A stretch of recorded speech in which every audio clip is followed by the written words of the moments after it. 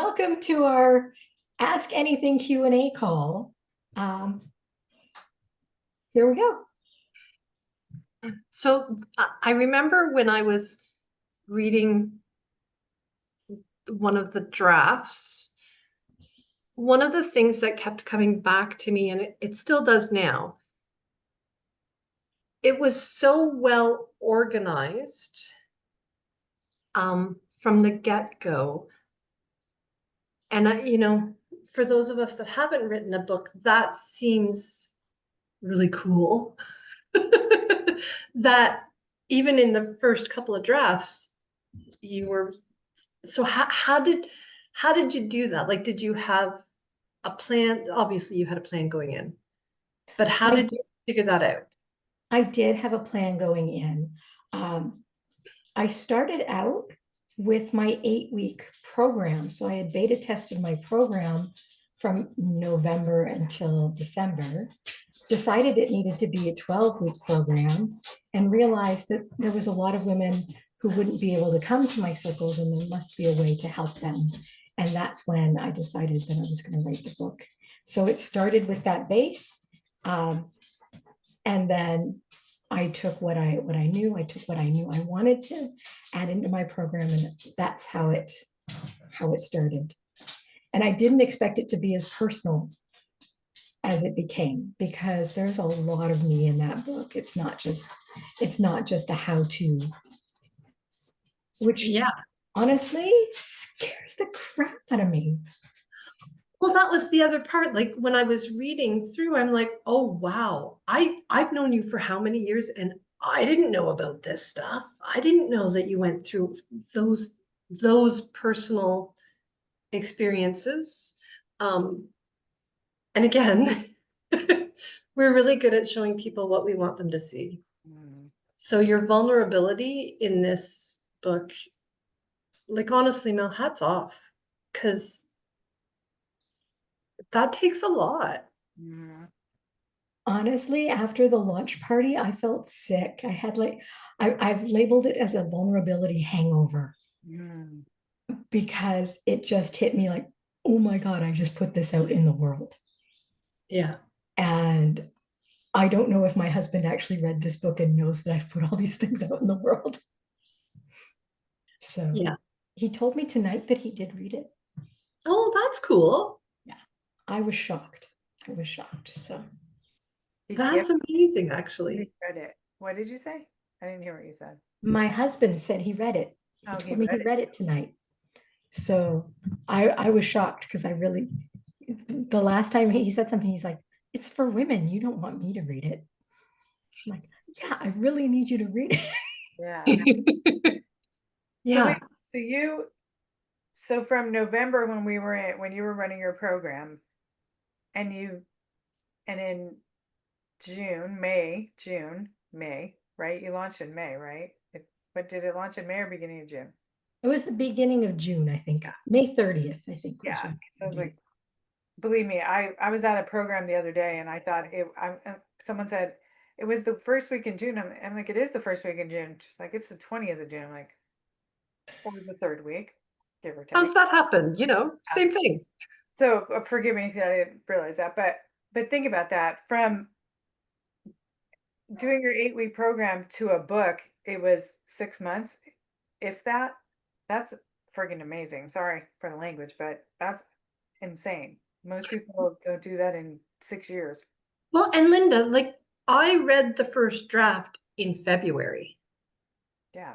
When And I was on vacation in Florida, I was reading that first draft, and it was like, wow, how did you do this so well, so quickly? yeah, that's just like, I wrote the last 6 chapters in Costa Rica in like 3 days. I just banged the whole thing out.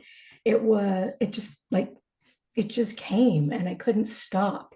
And people were stopping by my beach lounger and like, what are you doing with your computer all day long in this beach lounger? I'm like, I'm writing a book. I must have looked like a complete crazy person. But people would walk by and they'd like, you look hot. here's an ice cream cone. I didn't even have to move. Oh, that's amazing. It was You're in the lovely, right lovely. place. So, um, highly recommend going to an all-inclusive resort to write your book. Well, that's interesting because a lot of I mean, obviously you're a writer, but a lot of writers do that. They say, "Oh, I'm going on retreat," and they go and without distraction, and they can tap into something that you can't normally tap into. That's it exactly. The first 6 chapters took me months and months to write because I didn't have the focus. And when I decide I'm going to do something, I just do it.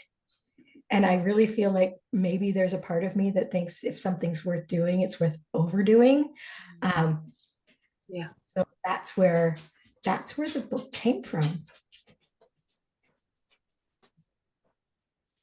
Thank goodness for us. Sorry, Linda? Thank goodness for us, like that your overdoing is, benefiting everyone. Absolutely. Not that I suggest you overdo it all the time. I don't. No, I really had to stop at the end of this process because there was the videos for the courses needed to be filmed, and we were still like we'd pushed the launch a couple of times because I just hadn't had the time to record them. I actually sent my husband and my son away. I'm like, go fishing for 3 days and just leave me be. And I recorded 55 videos in 3 days. That's amazing. Honestly, I felt so sick after that process because I don't work like that anymore. Yeah. That's like old Melanie. And it's really easy to dive back into those old patterns because Yes. they served me really well and they get things done. But my body doesn't like that anymore. And I said to my team, I said to Colin, who you met at the launch party, I said to him, I cannot burn out writing a book about burnout, Mm, and overwhelm and life's challenges. This is just not happening, Yeah. which is why we kept pushing the date. Yeah. It's so important that your health comes first. mm. Yeah. So again, how did you figure out like the meditations and the visualizations? Like, how did you, were they inspired coming again or? They were inspired. Because I had written a lot of those pieces for the program, they were already made. The funny thing is, it wasn't until I went to record them, I realized that I didn't actually have a script. I was just going to do this visualization and it was going to be about this, which is great when you are sitting in a circle. You can do a visualization off the top of your head. And Yeah. if you flub, it's okay. If you know, um, but when you're recording, you have to say the same thing over and over again. The night before I did the recordings with Colin, I'm like, oh crap, these aren't actually scripts. I spent the evening writing. I stayed up till like 2 a.m. writing the visualizations as scripts because I didn't actually have scripts for them. Again, kudos to you. Like I just, yeah, it amazes me. It was so much fun to record them. Yeah. Yeah. And I highly recommend it. When you're ready to run your own programs, one of the things I've truly enjoyed doing the Founders Reading Circle is being able to hit play on that recording because then I get to be part of the circle even more. I don't have to do the visualization or the meditation at the beginning because I can lean into that. You can participate. And I would love to know your thoughts on hearing that recording. Yeah, I was just thinking that I like it because it's still your voice, and I do like the fact that you get to participate. So it's still your voice, but you actually get to be in that moment too. I think that's a great way to do it. And it really does help to foster that feeling of us all being in circle together. Yeah. Because like circle is a new concept for me, right? And so I'm not as experienced as other people who have been in circle for a lot longer. And it kind of fosters that energy exchange between the people that are there when you're in the moment with us, as opposed to guiding that moment, if that makes sense. Oh, it makes a lot of sense. It Yeah. makes a lot of sense. Yeah. Thank you. A minute ago, I had another question and now it's gone. Um, maybe a little bit of the behind the scenes stuff, because I think people know you and I have worked together for many, many years. And we didn't really work together through this process. Which feels weird to me Yeah. because Joe, you were on my team when I ran the marketing agency. Yeah. And you went in your direction and I went in my direction. Yeah.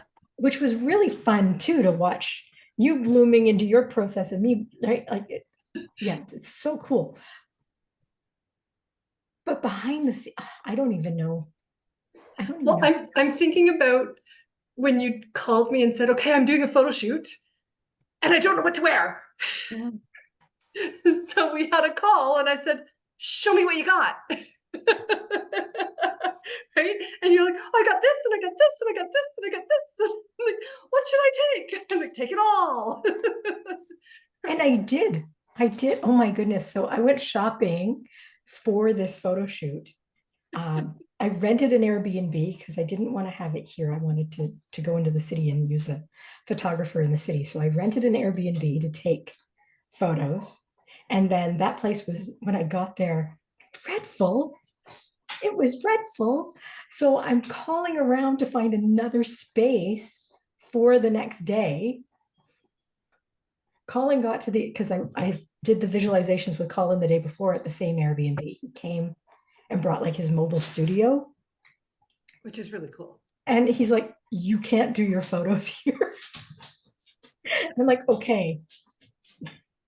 So I rented an Airbnb. I took all the clothes, but I went shopping and I'd never spent that much on clothes before. I went to this beautiful boutique and it was fabulous. And I had such a lovely time with the salesperson, and one of my girlfriends came with me and it was awesome. And I left the receipt in the back seat of their car, and I can write this off. And I said that to her, like, I need that receipt back. And she says, my husband found it and told me I'm not allowed to go shopping with you anymore.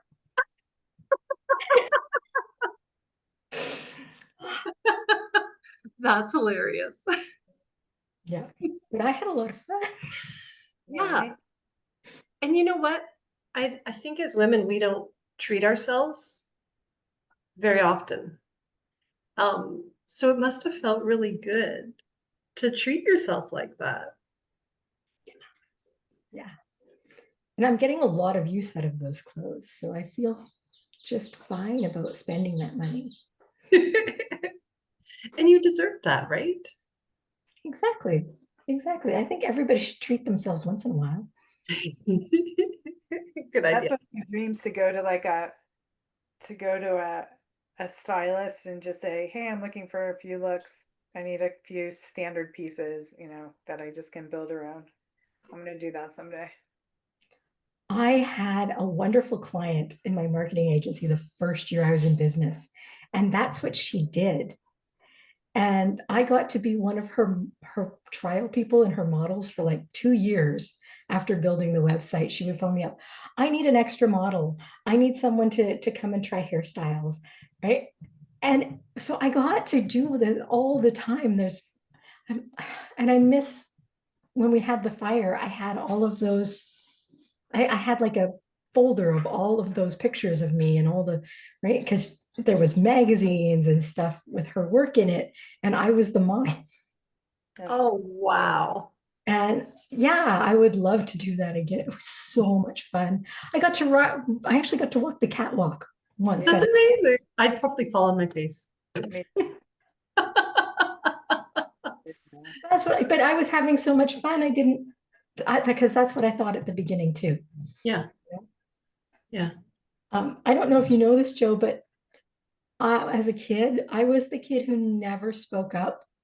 Like if there was a school play, I was the kid that had no lines, that walked in and handed something to somebody and ran off the stage because I was too afraid.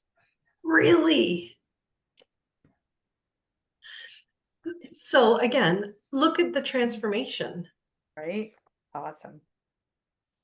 I think it just comes down to deciding you're going to do something, Yeah. because once I decided I was going to speak at a women's conference. I'd never spoken on a stage before. So I'm like, how do I do this? I went out and I got a speaking coach. Really? I got a speaking coach. I worked with her for 4 months before my first talk.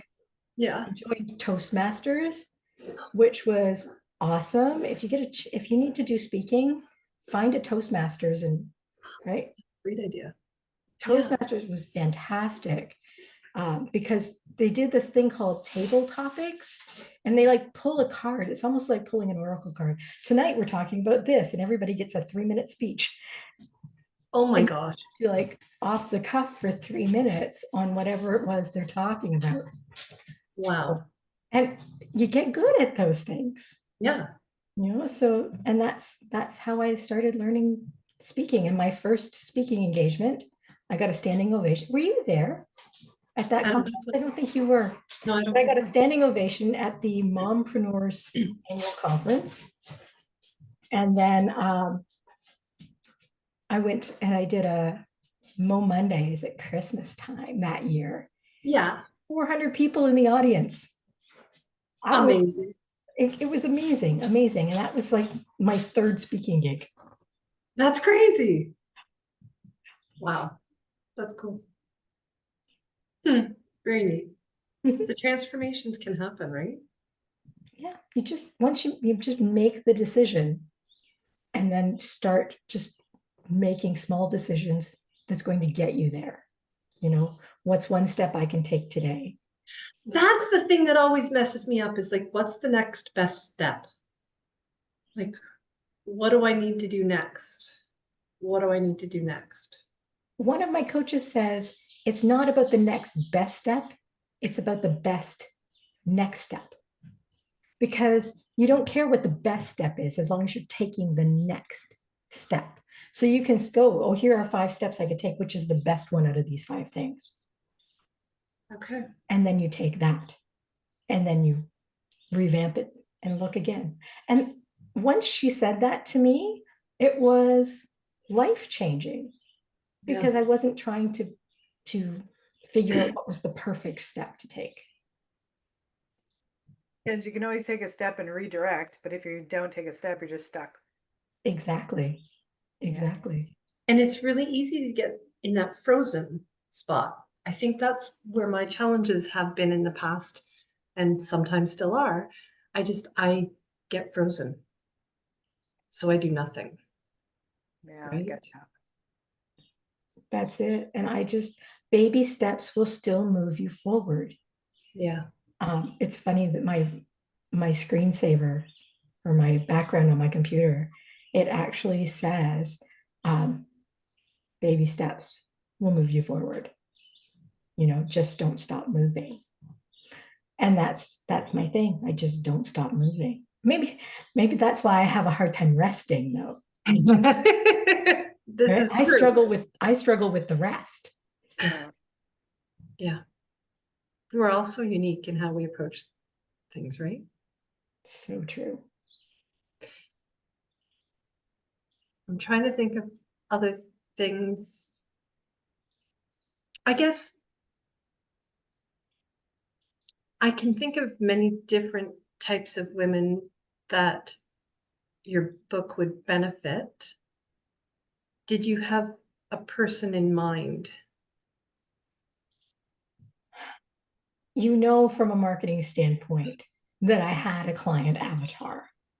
But you could have had 10. I could have had 10.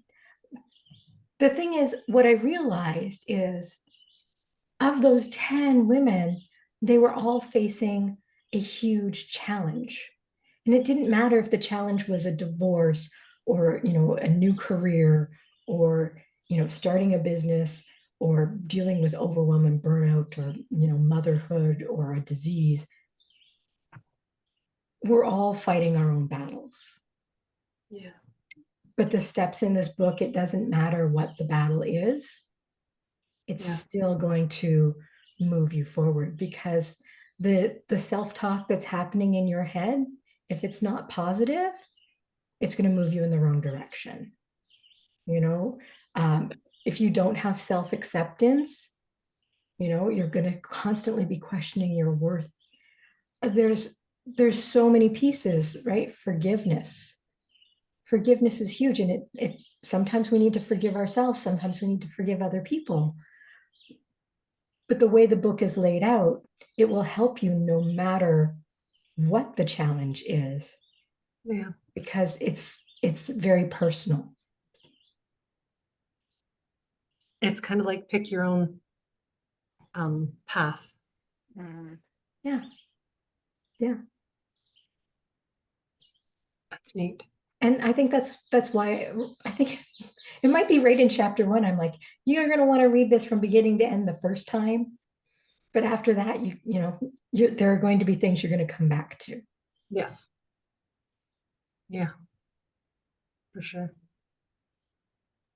So help me understand how the sister circles help in the process.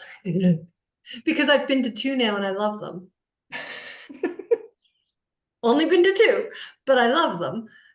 So how do you feel that works in for other people? It's about the witnessing. As women, we'd always, up until, let's say, our grandmothers, we were very communal. Women would sit in circle all the time. There would be quilting circles, there would be sewing circles. So that happened naturally, where we would discuss things and open things up. And I think it's all about, when it comes to women, being witnessed and being able to hear your own voice, because when we do circles, we don't have feedback in our circles. That was weird to get used to. That's weird to get used to. Yes, but it's cool, so that you can hear your own voice. And it's cool. I like it, but it's all about connecting to your own wisdom.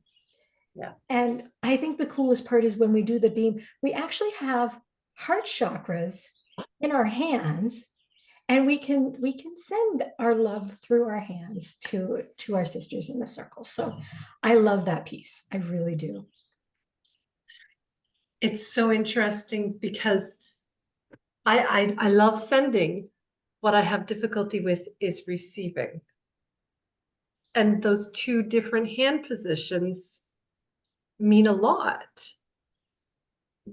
And it's uncomfortable for me to receive. It's uncomfortable for a lot of women to receive. I think a lot of people. Usually I end up, first I end up like, oh yeah, and no, I'm like, oh, I'm supposed to be doing this, but I end up like this. I end up like just kind of receiving that way. Because probably says a lot, but I have a hard time opening my grip, I think. Yeah. I think the first 6 or 7 circles I went to, I beamed back. I just could not even move my hands into that position. And Charlene, who was leading the How to Lead Circle training I was in, she's like, you're repelling all of that goodness. She's like, put your hands out. Yeah.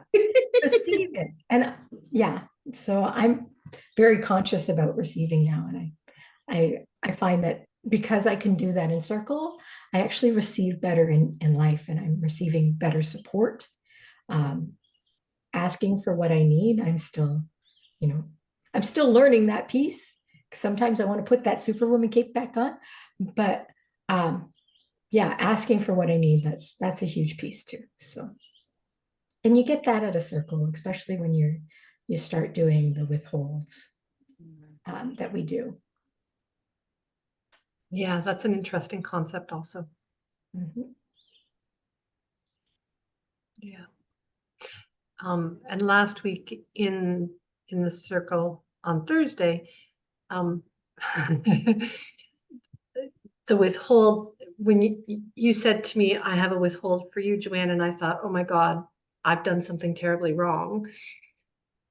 And it was a complimentary, loving withhold, which I'm like, that just fried, that just, my brain was like, you don't get positive stuff from people like that. It's just negative stuff. Because my past experience is I get that phone, I used to have a boss that every time her name showed up on my phone, I would go into a panic because I was going to get yelled at. And that's just what it was. I did something wrong, even though I didn't do anything wrong. I did something wrong. So I, for a long time, had a hard time answering the phone. The phone became a real thing for me. So hearing, I have a withhold for you, my initial instinct is, what did I do wrong? So it was really refreshing to hear that as a positive. And Linda, you gave me one as well. Like they were positives. And I'm like, wow, that doesn't happen very often. So thank you both for those experiences last week. I think that is kind of the beauty of it, that it's a way to give feedback with permission, right? To say, hey, this impacted me in this way, and I need for you to hear it.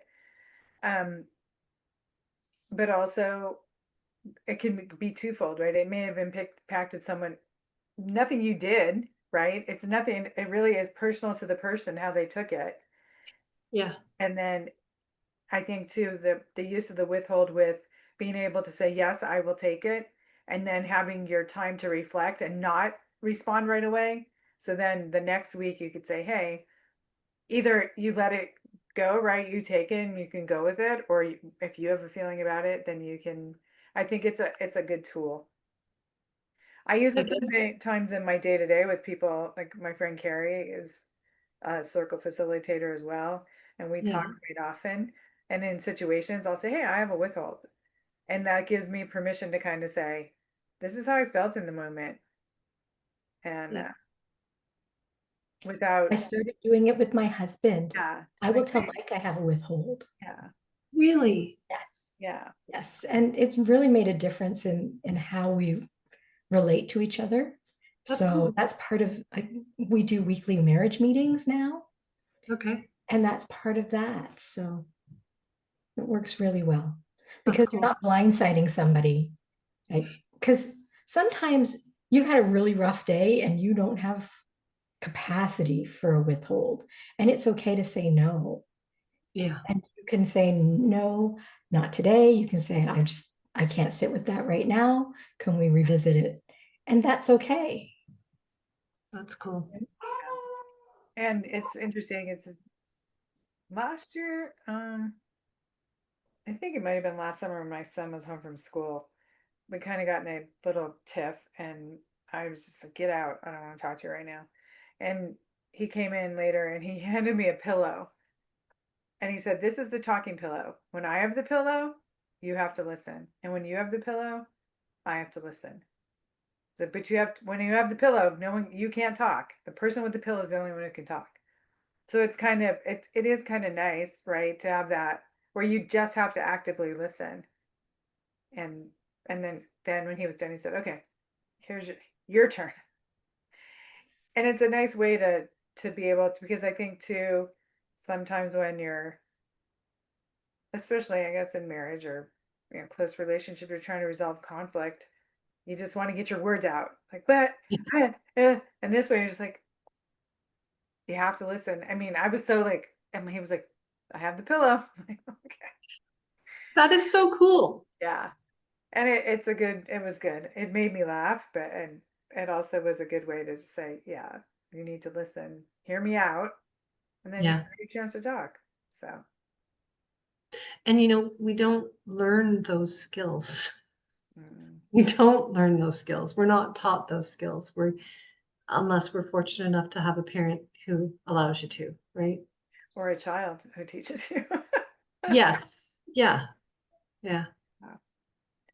I guess a There's child who was comfortable enough to throw it out to his mom and not feel like he was going to get shot down. exactly, Yeah. which says a lot about how you were parenting him. Yeah. That's cool. I'm pretty proud of that. If I had to say one thing, one job I'm proud of, it's that one. So, I love hearing stories about you and your son. Like, it's good lovely. Every time I hear a story, like, I hope my son grows up like that. boys. Good men. Exactly. Exactly. There's Well, Maverick in the background. there is Maverick in the background and he's panting like crazy. There is water, buddy. It's like, you can lead me to water, but I'm not going to drink.